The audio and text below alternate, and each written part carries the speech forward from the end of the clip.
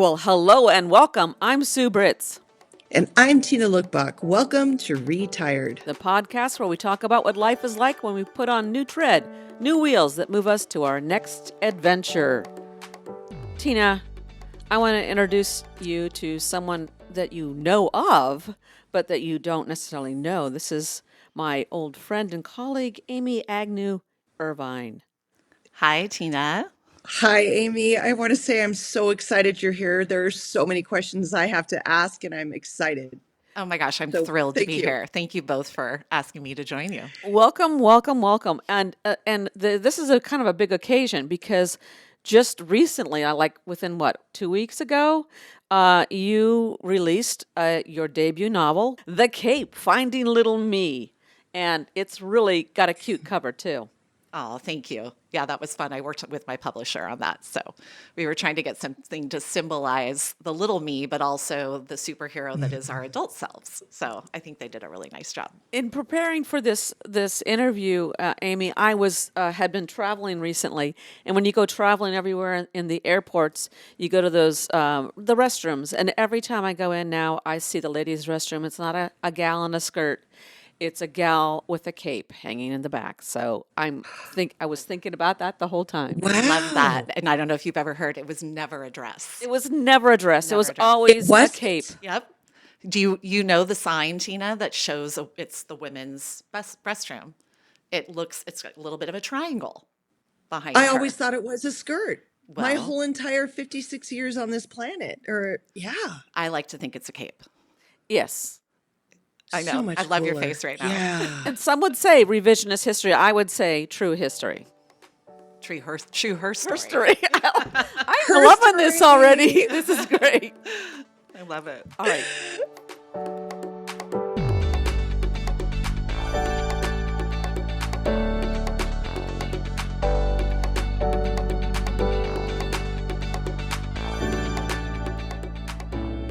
So, Amy, could you tell us about this concept of the cape?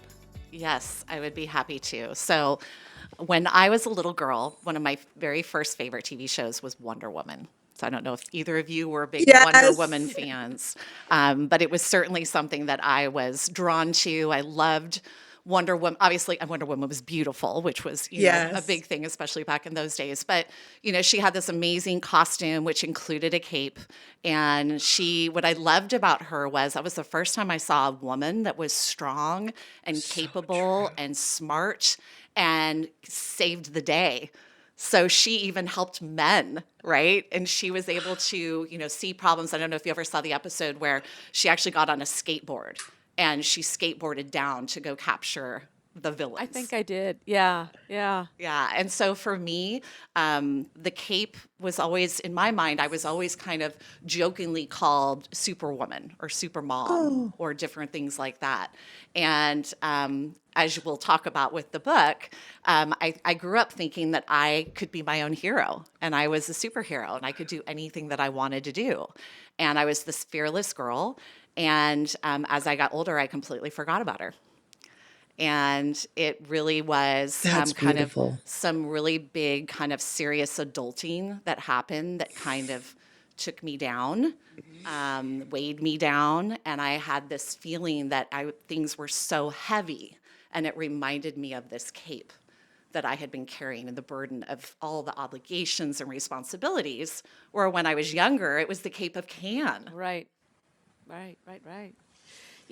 Going back just to the idea of seeing a woman who is capable and in charge and even greater than herself, representation matters. We needed to see models of that. And I think we all kind of internalize that, especially as this is the other thing we share in common. We are retired teachers. Yeah. We've all left the teaching profession. You two left earlier than I did. I retired in the traditional sense, but that I think that is a common thing that we as teachers wanted to instill in our kids. Yes. This idea of every kid can and is capable, and you got to draw on yourself. Yes. Got to draw The, on the yourself. magic that's in us. And I would like to interject and say one of the the things that I wanted to point out in every child is that they all have a superpower. Right. Now, I didn't call it that, but we're tying it into your cape. But I Yes. think that was the most important thing. One of my big mottos was,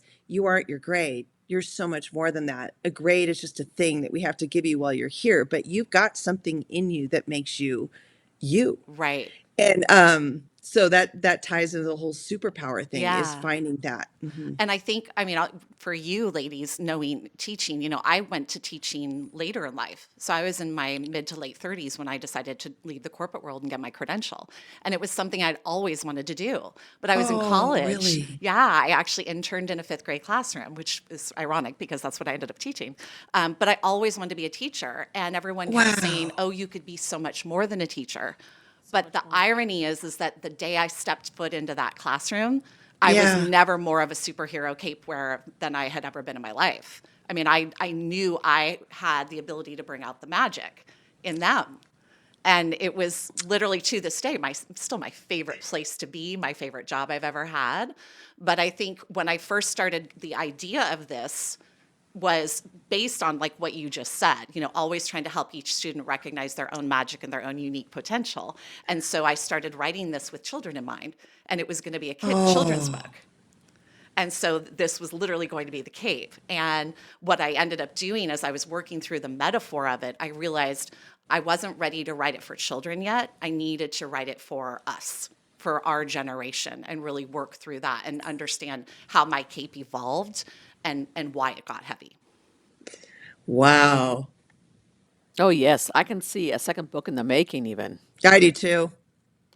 Amy, how did you decide to change from a kid's book to an adult book? Well, it's interesting because if you read the first part, that was really the beginning of the children's book. So that started with me as a young child to high school, right, and graduating from high school. And then I moved into this early adulting. And so when I was writing Google Docs. These were all separate, disparate Google Docs that I was trying to pull together. And a lot of it was my therapy. It was trying to understand this people pleaser why I had become who I'd become. Yeah, Tina's waving her hand. I love that. And this is why I wrote it, because I know I'm not alone. And then, really, as I started thinking about, I'll tell you actually, when I was working at a great company that I was working for, we did these sessions, curriculum on high impact teaming. And one of the activities, I ended up teaching it later, but as a team, we took these classes. And one of the activities was to write down your pivotal moments in life. And it was How many do you need, right? right, exactly. And so it was kind of thinking about where were those turning points for you. And so at the same time, while I was working and on the side, kind of dabbling in this writing and the processing, I did this pivotal moments activity. And I started thinking those were my plot twists. And we all have plot twists. So for me, that's when I started thinking, if I'm going to turn this into a book, I want to bring out the plot twists that can be relatable and that people can understand, and looking at those pivotal moments when we have choice. Right, right. Okay, I'm going right back to, like, you start talking elements of writing, and I go right to the style in which you wrote was very unique and very different. And I love the humor that comes into plot twist, and then there was actually a little picture of a little twisty thing, and the The visual humor. learner in me had to have that. Right. Well, and the humor in this very serious, introspective looking at yourself and what you're learning and what you can draw on from yourself, in your past, your child, and moving that forward. It's heavy stuff, and so having that humor in there not only helps the reader, but I think it really says a lot about who you are. Oh, And thank you. yeah, about having that, drawing on humor helps a lot. Well, and I think that's how we get through the hard times, right? And so Laugh or cry. yeah, and I think the one of the things that was the magic of writing this, and that's actually my second book, is Finding Little You. It's just like kind of Okay. like an instructional that I want to do.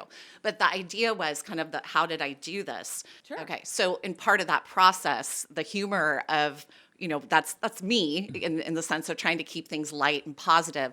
But another big part of that was for me to really heal, I needed to go back and get to know my little selves and look at them in a third person setting. And that's why I wrote the book in third person, because that was my process. So for me to, and you, if you notice the first page of the book is once you've gotten to know your little selves, it's a lot harder to let them down. Wow, isn't that the truth? And that for me, with the depression that I've struggled with and all of that, was really a moment for me to say, Amy, this is how you love yourself. Is you have to love your younger selves. And it really, in a strange way, it gave me permission to tell myself, well, of course you felt that way, Amy. And it was really key. And so for me to be able to weave in the humor also was to stop taking myself so seriously. So if I was able to laugh at myself and go, oh, look what little Amy did. Look what younger Amy did. Well, of course she did. She's human. Yeah. To have the Yeah. grace that we give to our own children, to our students, to our significant others, to strangers on the street, and yet not taking the time to allow that for ourselves. Yeah, everyone I talk to who, let's just say, every adult woman that Right. has this issue, Right. where we do and we do and we do, and Until we don't. yeah, Yeah. yeah, Yeah. and then when you're in a position like as a parent or as a teacher, when you're in charge of so many other kids, you don't even have that grace for yourself. Oh, no. No. No. yeah. My last year teaching. That's the problem. Yeah. My last year teaching, it's funny, there is a picture somewhere and I couldn't find it for the book, but remember our super teacher day that Kate had made these beautiful. Yes, I do. I remember. And we had our blue Yes. capes, and we had big T's on the front. And my class, we actually ended up performing the national anthem and somebody took a Assembly, picture of yeah. me, and I was just like in my power, like I was in my magic, like with these children, and it was so fun. And I think that that's really what I was trying to model for children. And as I was processing my divorce at the same time, it was this roller coaster of high and low. And I would come in, and my co-teaching partner, I would just be bawling and just fragile and what have you. And it literally, that job, I put that super teacher cape on, and I soared all day. Yep. And then the minute that door closed, Yep. I I crashed. unraveled. And I think that's why, I mean, that was just that part of my life for me in that role.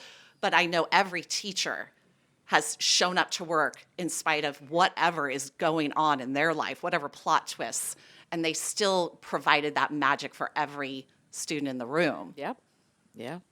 And I think what made it so possible, because I think back, I too was divorcing, and I remember it was like I could step out of my life. I could Yeah. step out of my worrying about me and the court thing and the Right. meeting thing, and it was all just about them and helping them. And through their issues and their things, for me, it was just this ability to just escape myself. And it was wonderful. I thank God for it at that time. And I was going to ask you, Tina, and I think you, Sue, feel this too. It's like we think we're escaping ourself at that point, Yeah. but I feel like that's when we were tapping into our best of ourselves. Yes. Yes. Yes. Don't you think Oh, so? what a beautiful way of flipping that. I think it was Paradigm. both. Yeah. Yeah. Agreed. Yeah. And it's a way to step outside of your everyday reality, which is an escape, but be your best self at Yeah, the and same have a time. It's purpose. both. Without the it's a weight of duality. the other, it is Yeah. the duality, Yeah. and that's something. And you're right. And you're right. And it was also my truest self. That's the most interesting part. During that time, I don't think I was truer. Like Yep. I was so in my core myself. Like Yep. I brought my energy in there and I was happy and grateful. Yep. And yeah, I agree. that's true. Same for me. Maybe was so intense. Yeah. I didn't have a cape that I put on, but I would every morning I'd go in and put my lanyard on, my school lanyard with all my little Yes. my little buttons on it, and I would crank up Fleetwood Mac, Don't Stop Think About Tomorrow, as I'm putting up the agenda on the board and all those things. It's that I'm changing into who Yeah. this superhero is in the classroom, and in loving it. And yet, that wasn't something that you necessarily did, that I did for myself outside. Right. And that's what, and because we're doing all the things, you're everybody doing all the things. And and besides this job, this thing of teaching the kids, it is your job. It's your livelihood. It's how you're making a living and paying the bills too. So, Right. But there's something about that job, because I've Yep. done all these other jobs, that was just a labor of love. You Yep. know, I Yes. mean, I used to go into, I guess I did PE twice a week, and I always saved it for the end of the day. And thinking of you and your ritual, your routine, the kids would go to recess, and I would take my little gym bag and I'd go into the teacher's bathroom and I'd change into, and I became athlete Amy. And I Yeah. would go out there, and our wonderful friend Sarb would just roll her eyes at me and go, "Here comes Mrs. Irvine. She's gonna run with the kids." And I had such a blast, you know. And it was selfishly, it was the only time I had to work out, right? Yeah. It's But multitasking why not? at its Because I best. always felt like we have to model it for them. Yes. Yeah, Like there are plenty of PE teachers that we know that will stand and do nothing that's right. and tell all these kids to do these things. But when Right. you do it with them, even the laggers start trying That's exactly because you're right. doing it. And I would walk out of the bathroom, and sometimes the kids would be walking by. They're like, "Oh, she's ready to go." It was like I put on my, Clark Kent had put on the Superman setup. It's I true. love your whole big vision, Amy, and I'm seeing it with you and in you. You're not just talking about superhero in just your book, in just it's like your life. You Yeah. apply this theme, and it's beautiful. I Oh, just want to thank say you. it's beautiful. Thank you. And I think the biggest part of it was embracing the duality, because I thought I had to do everything perfectly or Yep. people would think differently of me. Like I had built this persona, and I got to that place where, it was a burden. The cape became a burden, and it took me going back to my little selves to say, oh, I could always do. It's that you hear with women, especially the can versus the should. Women are Oh yeah. so Oh, you shouldn't capable. should yourself. Don't should all over yourself. I love that. I love that. And I've when I've mentored women at work, where I've said, yeah, you can, you're capable of doing a lot of things, but should you for you? Yeah. Okay. Boundaries become a big, understanding that boundaries aren't rude or disrespectful. In fact, they're maybe the highest sign of respect. Yeah. That is, Self-respect. Yes. see, that has been my biggest new habit, Yeah. has been boundaries. Yeah. Author, It's so hard. It's so hard. And I'm trying to approach each new boundary setting as like muscle training. Like Yeah. I am an Ironman Ooh, athlete I like now, that.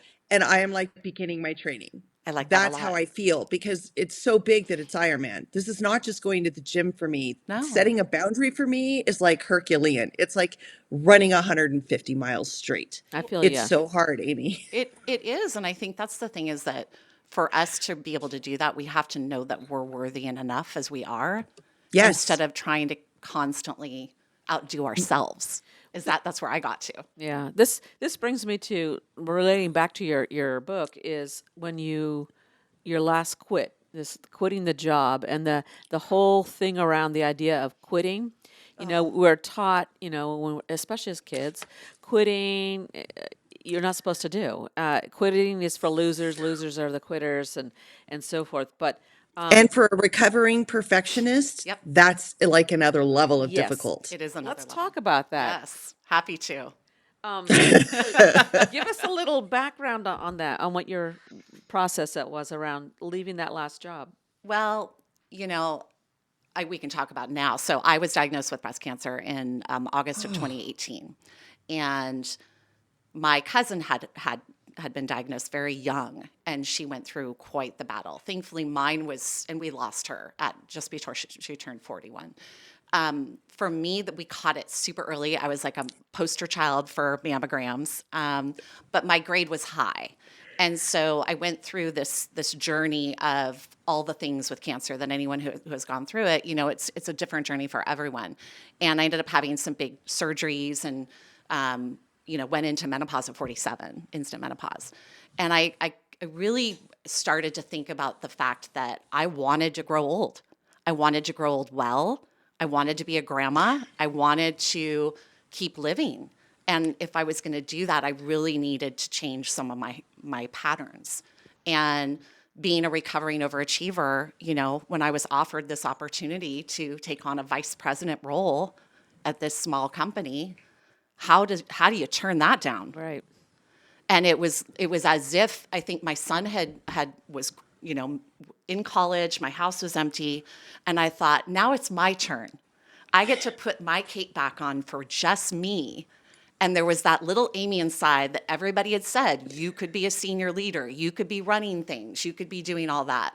And so there was a part of me that I thought I had to prove it to myself, really. Right. And so I got into So the it wasn't a should. no. I mean, I actually, Tina, I think it was now in retrospect, because it was really that opportunity that I had been waiting for a long time. And I thought I had turned them down to do these other things. But really now I know I turned them down because they really weren't for me. They weren't going to make me feel fulfilled. And I probably would not have felt that if I'd never taught. Oh, Wow. right. You had to have that experience to know. Because I knew when I was teaching, I was living into my authenticity. Yep. Yep. There's no doubt in my Okay. mind. There's no So doubt in my mind. Amy, I have to understand then, why did you become a teacher? And then why did you decide not to become a teacher? Well, why did I become a teacher? I think it's funny. I have friends from elementary school that I'm still very dear friends with. I went to a Catholic elementary school, and I was somewhere recently, and one of the guys said, "Oh, Amy could have taught us in 5th grade. Like she could have been our teacher." And I believe it. What a I cool just, compliment. I know. I in a was like, way. thanks, Shannon. No, and I think for me is I always really loved that in the learning environment. And I think for me, I figured out really early on with teaching dance and coaching and different things that it was just a joy for me. And I really liked how it felt. And I loved seeing people learn and, grow. And so when I went through the first layoff in 2009, when I'd gone back to back to the corporate world, I literally within 3-4 weeks, I made the decision to go back and get my credential.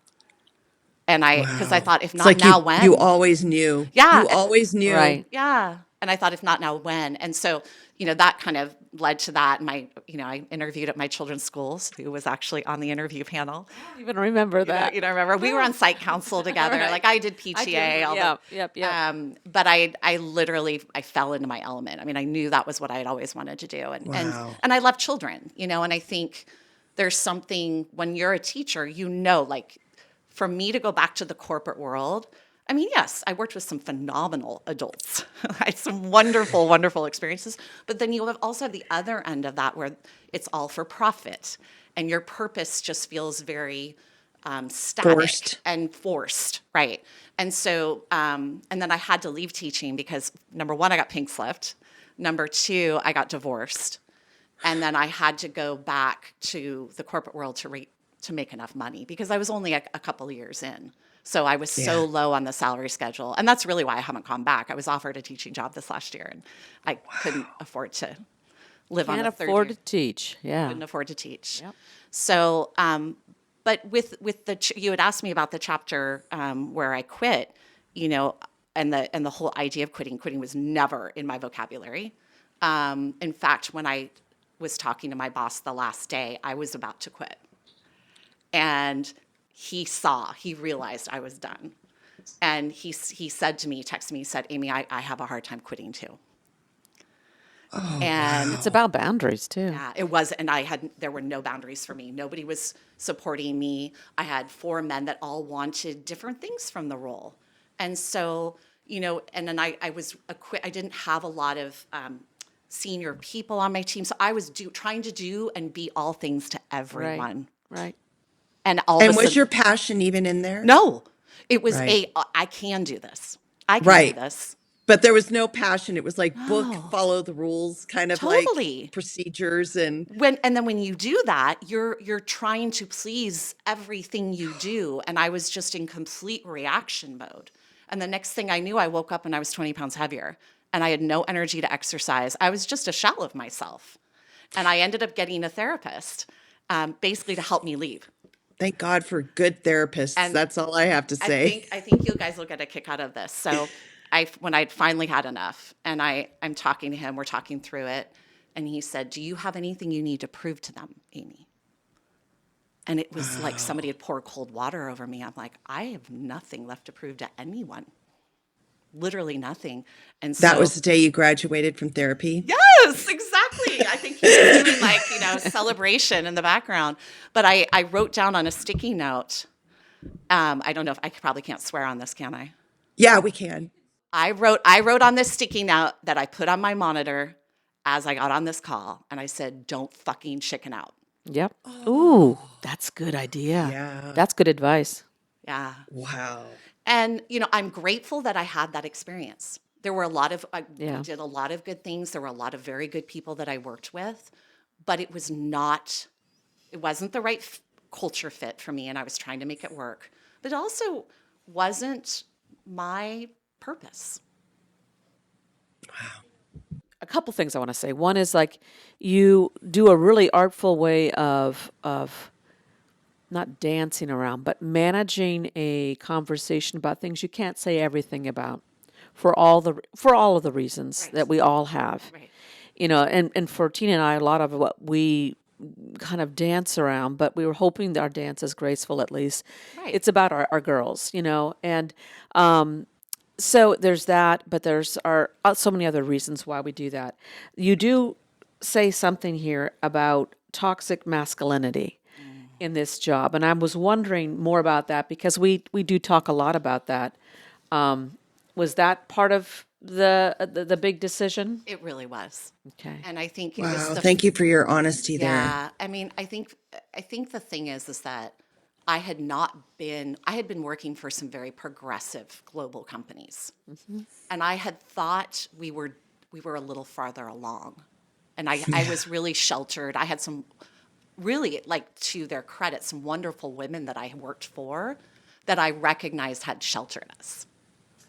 Oh, And they were like, so, wow, and As we it's do, we being a take care of mom. each other. Yeah, we right. do that. Yeah. And so, I don't want to speak disparagingly about people. And No. I think it was really a combination of these different personalities, male personalities, but it was very much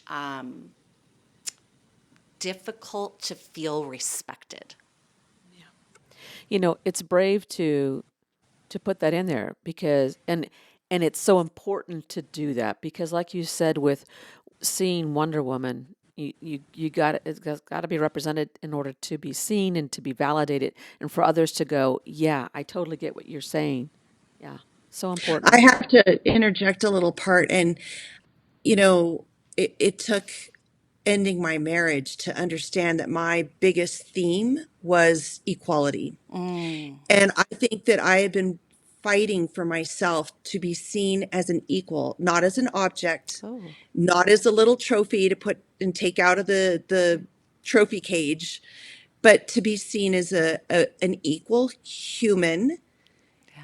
gender not being an issue. Right. Oh, And I yep. realizing that that was a struggle in my marriage. And I'm Mm. learning as a single woman, or a woman, I should say,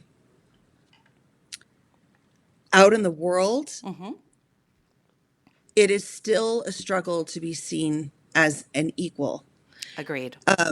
Yeah. Yeah. And so thank you for bringing that up in that book, because Well, I think that's really important like, that we have all these rules in place. It looks like you're right. We're advancing. We're becoming much more evolved, but in some ways we're not. I think we're still seen, especially by the males our age and above, yes, exactly. because they've been so much more indoctrinated. I actually feel more comfortable with younger men Yes. that I'm sitting on a chairlift with going skiing because I really Yes. feel like they see me just as a human. Yes. And I think that's what's really was different for me was I think this one of my guy friends actually who's known me since I was a little kid. When I said it feels a bit like an old boys club. And he looked at me and dropped his jaw. He said, "You feel that way?" Because I've always had the guy friends. I was an athlete. I go hang out and watch football. Like, I can talk to men. I know how to be, part of the dudes. And so that was a real shock for me. But I think it's important. I put it in there because it was really, it's what we live. And I think that if we don't talk about it with one another, I mean, there's one of those things where I finally just said, there's nothing I can do to change it, this environment. And at the end of the day, what I can do is remove myself from it. Exactly. If you're not part of Wow. through the cultural conditioning that we have, we're told not to quit. and we're supposed to control and manage our feelings around it and play our role. But Right. if you're not a true and full member of that group, of that dynamic, of Yeah. that power, Yeah. and you're in quote a position of power, and yet you don't have that, then yeah, removing yourself is not quitting. Removing yourself is the smart thing. It's the boundary. It's the communication that needs to happen to that group too. And I think one of the things that I realized, my lovely therapist said, do you feel like, if it kind of feels like you're staying in it for the kids?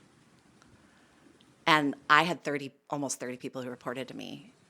So you meant the kids, the young, the 30 that were People on my reported. Yeah. team. And I think for me, it was a moment of, I've been trying to protect them and champion and be their teacher, essentially. Like Yep. I'm running the classroom kind of a mentality. Yep. But I needed them to learn that sometimes you do need to walk away. And that's the healthy thing to do for yourself. Absolutely. Wow, you pretty much summed up my marriage. Mine too.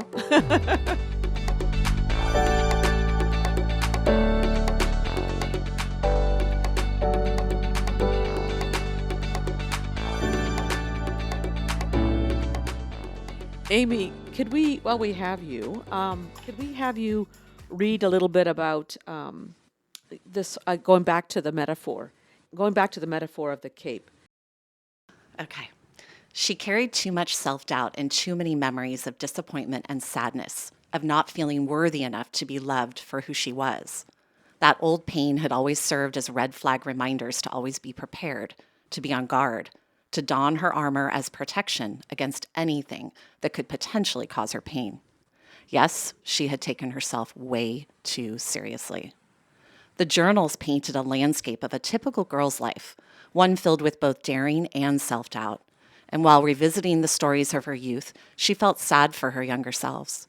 They had put so much pressure on themselves, they hadn't realized at the time how often they had chosen bravely and wisely, how many times they had owned very adult decisions and succeeded. They couldn't celebrate their own hero's journey because they were so worried whether other people would approve of them. There was always that one person she wasn't enough for. He kept her pushing. He always prepared to prove him wrong. What if she had been able to tell her younger selves that they truly were her hero? And with that thought alone, she cried. Her quest had worked. Deep in her soul, she felt the wisdom acquired across her life as Amy. She took a deep breath, exhaled. Beautiful. Thank you. I can relate to so much. I think our worlds paralleled quite a bit. Sounds like it. And as I hear you, it's like I relate. I relate so many things that you're talking about, whether it's in the business world, the teaching world, your book, your little selves. And wow. Thank you, Thank Gina. you. Well, Thank you for putting a voice. I'm going to get all emotional. It's good. Thank you. And this is exactly this moment. Thank you, because this is why I wrote it. Literally. Just seeing your face. I'm going to cry. Because we're not alone. No, we're not alone. And you feel so alone in the thick of it. And I think, I look back at my single mom self and I do get emotional because she was so scared and she felt so alone. And no one gives you the manual at that time. No. There is no manual No. until we write the manual. And Right. And I have to say that the book I wrote, it was the same thing. Just briefly, it was this crescendo of events where both my parents were ill at the same time. I'm an only child. I had to move them back up to our town at the same time because they were in the hospital. I was in the workings of divorce. I had finally gone back after 12 years being a stay-at-home mom. So now I'm full-time teaching again while my kids are struggling. And it was so much. And the book, I went and I did therapy and all of it, but it was actually the writing through yes. things that actually healed me most. And it was the self-discovery. It was the things that I didn't understand about myself. It was amazing. So this is one of my questions I wanted to ask you. Yeah. For me, it was going secretly to watch my daughter in a high school choir Oh. and sitting in the back. That's a whole other thing. And when I came home that night, I was in so much pain that the only thing I could do, I mean, I didn't know what to do with myself. So I sat down and I just started typing. And I Oh, typed every emotion I had, every yeah, feeling I had, yeah, everything hmm, was just coming out, and I felt so much better after like yeah, 3 hours at the screen. And so then I just kept coming back and writing and writing and writing. right, And yep, yep. basically this book was because my girls only knew one side of this divorce, Mm, and I thought I would really like them to hear and see that there's always another side to that's right. things. That's right. And so that's what this was for. That was my muse. And so I wanted to ask you, for me it was a powerful concert that snapped on this thing. I didn't even know I liked to write. I didn't Oh, even I was like going to ask you writing. that. I was going to ask if you'd always written. Never, never. I hated it. I resented it. I mean, it was like Yeah. all I could do to get through it. And this was like the most flowing, Wow. spiritual, truest thing to do. And so I want to ask you, how did this begin? Where were you? Do you remember? Was there a light switch moment? Yes, first of all, I can't wait to read your book. And I love that you shared that. And I think, for me, I've always been a writer. And, Oh, for me, I've always been telling stories. And, I was thinking about it the other day. I'll be on a run and I'll start crafting, I'm a communication major. Like, I have the master's in communication. It's like I definitely use my degree all the time. And for me, I always wrote in these journals. I mean, that was my, that was my therapy essentially. And so for me, I also learned, I think during this midlife awakening when I wasn't sure, it started before I left the job, and it was really the slow, quiet crash. So I don't know if you remember that chapter. But that after that happened, and for those listening, I mean, that was really when I took off the cape and I really reached a point. And I had had COVID and my brain, the fog, if anybody has been sick, but it really aggravated my depression. And I was just spiraling. I couldn't quite get out of my tunnel. And I had to think about what tools do I have that help me. excellent. And so I just started writing. And so that's always just been a hobby of mine, and it's always also been a tool. But I think the one thing, if you know, as you get closer to the end of the book, I had applied for all these different tech jobs. I wasn't getting the jobs. I was applying to things that I was way overqualified for because I didn't want to be in a big leader role. I was living, off my savings, navigating, trying to lose weight, trying to like find this life as a single person. And after the last interview that I didn't get, there were 800 applicants and I made it to the final two. Wow. And the strangest thing that happened when I was told that I wasn't selected, which I had never not gotten a job in my life Yeah. before this year. Yeah. I've never had to look for, and it's a strange market, but the whole point was I was disappointed for a hot minute, and then I almost relaxed You felt relieved. because I really didn't want the work. I was doing it for Wow. the security. Yeah. And so that day, I think it was like that week, to your point about finding the writing, I was like, I've looked at, plan A, plan B, plan C, teaching. I'm not going back to teaching. I applied to teach in the community colleges for communication. I did all the things, and I all of a sudden I stopped and I thought, I don't have another plan. What in the world am I supposed to do? And I was so down, and I thought, you haven't made it this far to give up on yourself. And I realized, wait a minute, I need to go write. I have forgotten how to use my imagination. And so I Wow. took my laptop and I went to a little place to sit down, and out came one sunny day on a lake. And it's my favorite chapter in the whole Wow. book. Yeah. Yeah. So there are these moments. You know, as you were talking, and if you go back to towards the end of the book here, there's a part that kind of brings it all together, what you're just saying, and it relates to us, the things that we're learning and we're understanding and we're trying to share with people is this idea of retirement. It's not necessarily about, getting a pension and all that stuff. It's about putting on this new tread, this new ID, this new identity. And you say here that during this sabbatical time that you had, that you tried and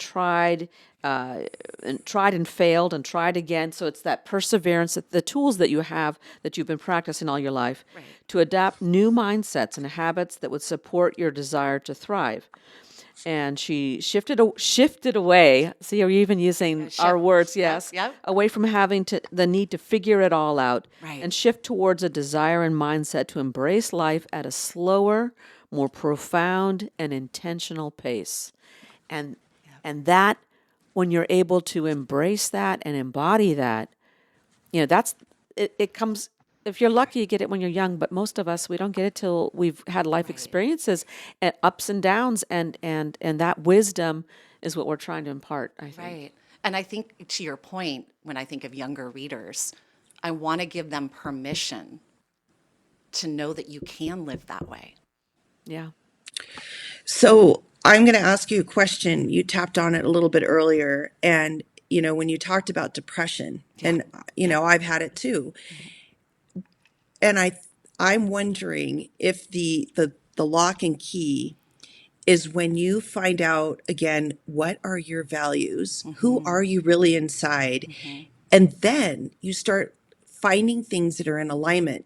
And I think when we are the most depressed is when our lives have completely come out of alignment, when we are Right. not living a single value. It's when every should has infiltrated our bodies and taken us over like an alien. So beautifully And I put. think when we start kicking all those aliens out, Yes. right? Yes. And then you start living a life full of, oh my God, these are all my values. And I wanted, as you talked about, I put I took notes. It's when were the pivotal moments in your life, and then you use them as plot twists. So the question that I was asked once was, when was your heaven on earth? And that started me thinking about the times where I was in the flow, if you call it, Yeah. or just the most authentic and happy.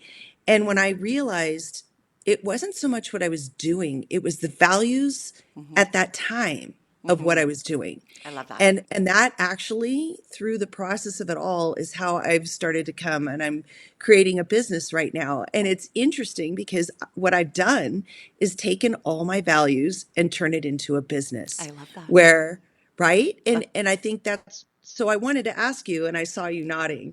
So would you say that that would be true, that you come out of depression when you start aligning your life to the things that you 100%. really love, A or the things that 100%. you just know are so true? 100%. And I think the journey finding little me helped me remember who that person was.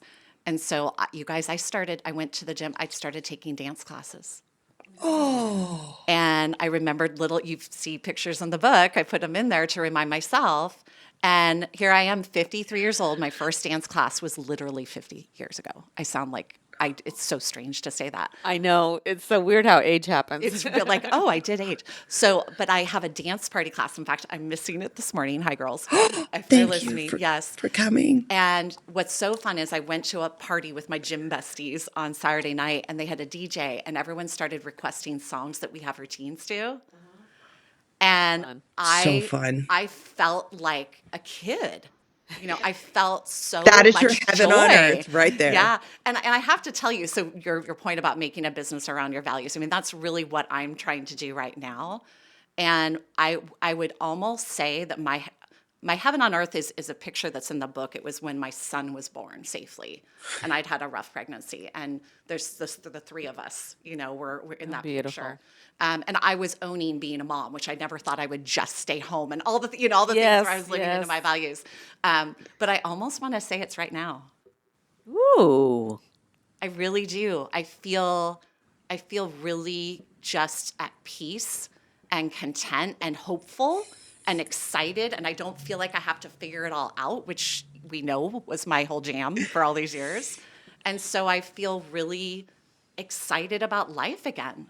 It's a new mindset too, to be in the present and make this your heaven on earth. I mean, you're entitled to more than one, right? Yes, of course. Yeah. Oh, And my kids yes. and I think back to the mom, because we know at our core, when you have children, my children are both thriving. They're doing they're happy. They're all the things that we want for our kids. So it's like I feel like I know they want me to do my Thrive thing, too. and to thrive too, and Because they don't want to worry about us. no, and They I want to don't be want them free. If they to. know we've got us, then Right. they can get them. And I don't know if you guys, I mean, I feel like this is one of the messages I think about other, women who've raised kids and they're empty nested or bird launched. I feel like Launched. we've done this remarkable job of raising these little adults, these little humans. Why not parent yourself the way you parented them? Exactly. That's your being kind. Yep. Yep. But that's our whole self-discovery Yeah. is that we mattered all along. Yeah. We just forgot that we even mattered. And in my book, there's a turning point where 2 + 2 = 4. And I realized everybody was in the equation but me. I don't know where I was, but I was never a 2 or a plus sign or an equals or a 4. Like I was never in the equation. Oh, I love that Isn't that analogy. interesting? Yeah. Yeah, no, and I think we can all relate to that.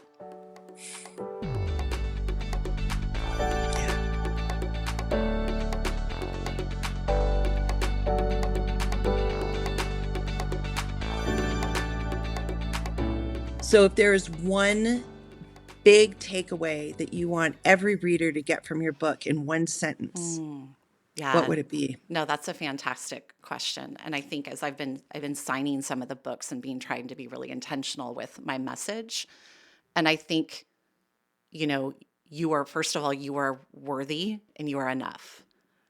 And no matter your age, if I'm talking to my 14-year-old niece or, my 74 or 77-year-old mother, that it's never too late to grow. It's never too late to find the magic in your cape again. And that's what I would hope is that people just don't forget, to believe in their own magic. And you too can be the hero of your own story. That's beautiful. I love that. Don't forget the magic in your cape. That's going to be my new motto. Now, don't forget the magic in your cape. I love it. And now I will be honest, today I'm going to have to go when I try and reward myself when I do all these horrible computer things for the business. Yeah. So I try and reward, and I think I'm going to look up an old Wonder Woman. I loved her too. She was just like magic to me and her invisible plane. I'm like, Yes. whew, Yes. whew. But I think it would be fun, like to go back to that time. Well, yeah, and I think the idea is that for anybody listening, whatever was kind of your childhood inspiration and what allowed you to imagine, like we use the word dream a lot, but I think for me, the thing that kept coming back is, you used to imagine, and you could imagine so many possibilities with your cape. So true. And as you get older, you just forget. And so, I think because we get sucked into the duties of life. yeah, sure we do. That's it. Yeah, It's just a of course we do. complete autopilot. I will get up. I will do this. I will accomplish that. I will go to bed. Oh, maybe I should put in some fun. Yes, I will put that somewhere when I get to it. Okay, go to bed. Get up. Turn on some music and have a dance And party. imagination, you're right, just literally flies out the window. And by the way, Flying Nun was the one that I There you related to the go. most. There you go. So think about how you felt when you were watching that show. Amazing. What was little Tina gonna do, right? Yeah. And you got to read Sally Field's memoir. It is amazing. What she went through to get where she was and all I her didn't know she self-doubt. had And, one. oh, it's amazing. It's wonderful. I think I still have it. I can send it to you, Tina. Yeah, I do. Okay. Coolio. It's a good read. Oh, Amy, do you have anything to promote? To promote, well, yes, if we have any local friends, if you know where we are, we're going to be having a book launch party on December 21st in Elk Grove at the Dos Coyotes. Oh, nice. And I don't know if I can, In here in this town where in our town where we are right now on December 28th at Lamppost Pizza. oh, good. Yeah, and that'll be 5 to 8 p.m. All right. So excited for you. So proud of Thank you. you. Yeah, Thank you so absolutely. much. It's amazing telling our, you're telling your story and it's just it's so full of you and your wisdom and the reader relates to it because it's our story too. Thank you. A different version of That's our right. story. And you articulated it very well. So thank you very much. Thank you, Sue. Thank you, Tina. It's been Thank such a you, Amy. pleasure. Maybe we could do a follow-up too with you and just Yes. see how it's all going. Oh, I would love in that. this chapter of your retired life. Exactly. I would love that. Thank you so much.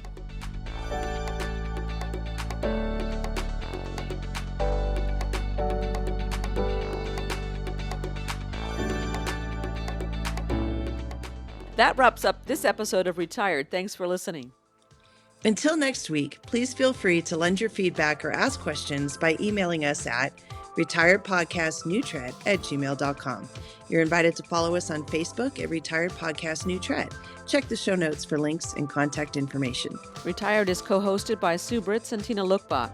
It is produced, directed, and edited by me, Sue Britz. Music and graphics are by me too. Please click to subscribe so that you won't miss your chance to join our retired road trip.